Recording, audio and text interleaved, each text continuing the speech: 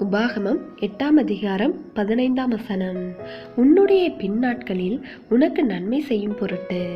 கிறிஸ்துவுக்குள் அன்பானவர்களே, தேவன் வல்லமையானவர். அவர் நாம் கேட்டதை தர வல்லவர்.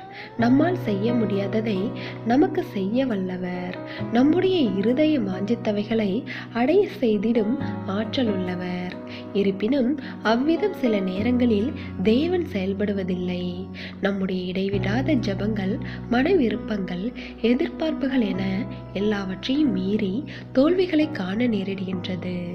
அப்படிப்பட்ட சூழ்நிலைகளில் வெற்றியின் தேவன் ஏன் தோல்விகளை அனுமதிக்கின்றார் என்பது போன்ற கேள்விகள் எழும்பும். அதற்கு காரணம், நாம் வலிமையான அஸ்திபாரத்தை கொண்டவர்களாக மாற வேண்டும் என்பதற்காகவே.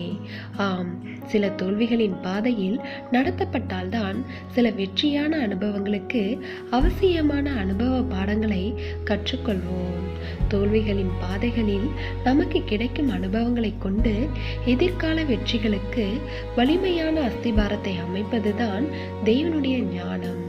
யோசேப்பு நல்ல தேவ பக்தனாய் இருந்தும் பல தோல்விகளை கண்டான். தாவீது சிறந்த தேவ மனிதனாய் இருந்தும் அவன் பல தோல்விகளை காண நேரிட்டது.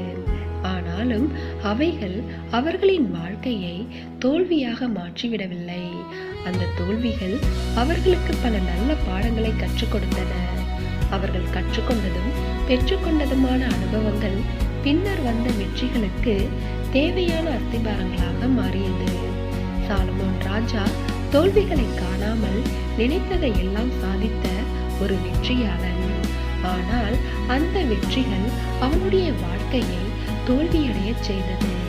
எனவே தேவ பிள்ளைகளே, நம்முடைய வாழ்க்கையில் நாம் சந்திக்கும் பிரச்சனைகள், போராட்டங்கள் மத்தியிலும் தேவன் நம்முடைய வாழ்க்கையில் எதை அனுமதித்தாலும் அதை நன்மையாகவே முடிய பண்ணுவார் என்பதை விசுவாசித்து பொறுமையோடு காத்திருக்க வேண்டும். அப்பொழுது ஜெயத்தின் தேவன் நம்மையும் ஜெயமுள்ளவர்களாய் மாற்றுவார்.